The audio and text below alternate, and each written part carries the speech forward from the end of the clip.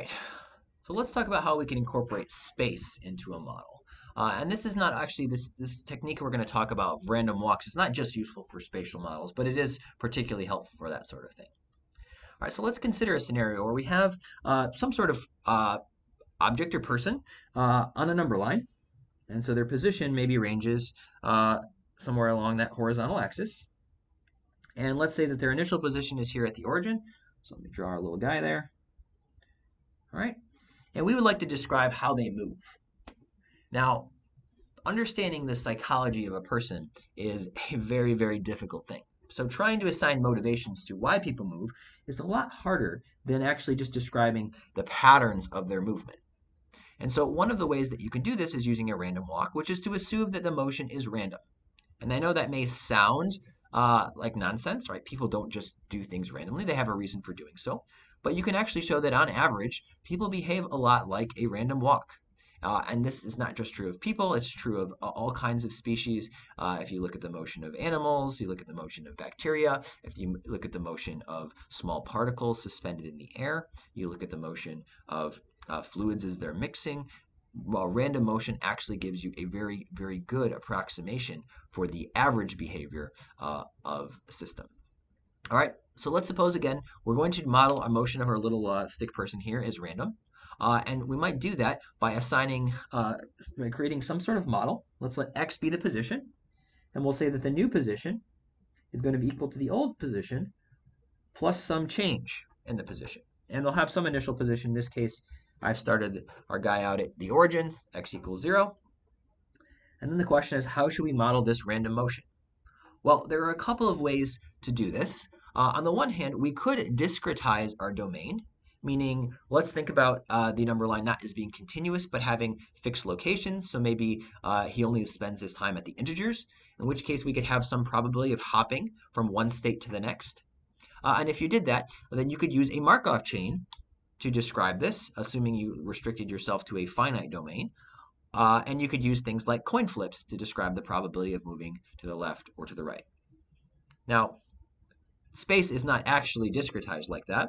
And so another way to think about this is you could assign some probability distribution to these changes. And a reasonable model for this might be something like a normal distribution.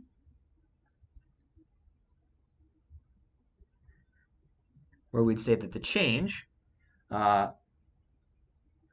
think of this as being a little bit like a histogram. So the vertical axis is going to be something like frequency, and then the horizontal axis is going to be the change in x. Perhaps the most likely change in x is 0. You're not going to go anywhere. But there's some probability that you move to the right, some probability that you move to the left, and those probabilities would probably be largest when the change is small, and smallest and when the change is extremely large. And if you do that, you can continue to just add random noise, basically, to the position each step and see where the person goes in the long run. All right, so let's actually implement this in a computer and see what the motion looks like. All right, so I will start with a new script. All right, and so our initial position will be 0. And we'll create a matrix X, which is going to have X0 in it. And we'll say, let's do 100 steps. And for simplicity's sake, I'm going to actually generate all of those random numbers all at once instead of generating them random one by one, but I'll add them one at a time. So we can say that x, the random part, is going to be rand n. Remember that rand was uniform random numbers, but rand n is for normally distributed random numbers. And so these are going to have a mean of 0 and a standard deviation of 1. And in this case, if I want to do n steps, I will generate n steps random numbers, and I'll make how about 1 row n steps columns. All right, and so there's all my random numbers, and then we will just one by one add them to the last position. So for k equals 1 to n steps, we can say x of k plus 1. So the next position is going to be equal to the old position plus the change. So I'll take the rth random number and add it to the last position. All right, and at that point, we can plot our results, and we'll plot time on the horizontal axis and then the positions on the vertical axis. And we'll just use a little blue curve there. And I'll again label my axes. So time, that's the step number, and then Y label will be position. Okay, let's give that a try and see what it looks like.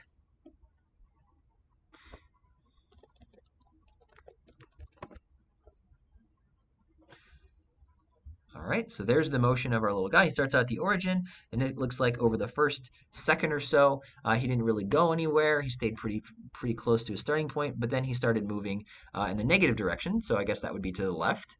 And then it changed direction a little bit, but it kept moving to the left for the most part. And then at some point around t equals less than 10, he turned around and started heading in the positive direction. And you'll notice that there's actually lots of little fluctuations in there.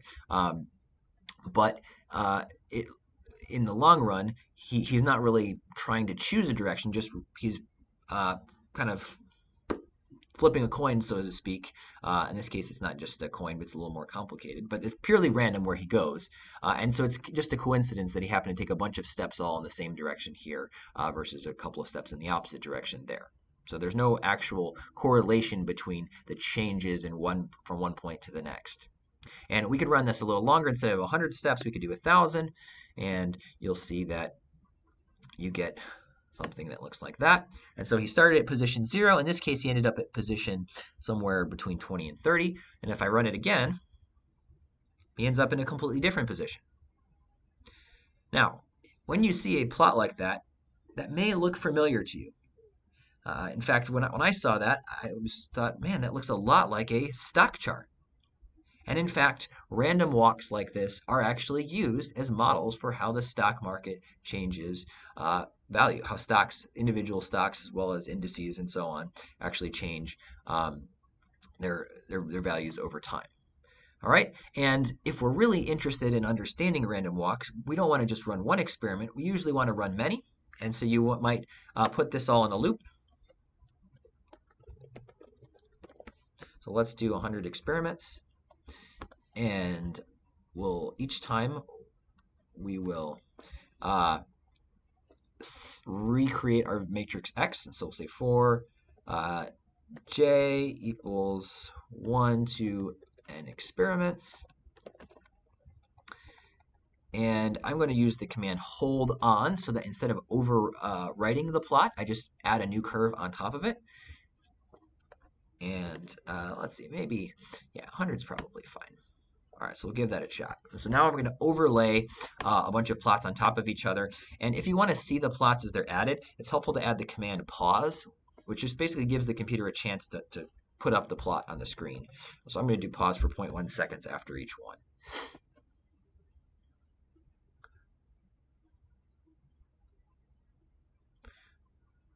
All right, so we're basically simulating a whole bunch of random walks. And one of the things you'll notice as this happens is that there is sort of a cloud that we see, right? Most of the paths all lie in some particular range. And then the further you are out from 0, the less dense the curves are. And that's not a coincidence. There's a whole bunch of analytical tools that you can use to describe these random walks. If you take a probability course, you'll be more prepared for that, so we won't necessarily get into that here. But you can actually write down a nice probability distribution for the position at a given time. But you'll see that it's peaked most sharply in the middle, right at 0, since on average that's where we expect to be because he has no bias. He doesn't prefer to go to the left or to the right. But there are probabilities that you'll end up some distance away from where you started. And it looks like the longer you wait, the more likely it is that you're far away from the origin. All right, so this is what we might call a one-dimensional random walk. It's used for motion in one dimension. It's also used for modeling things like stock prices and other investments. We'll look at a two-dimensional random walk in the next video.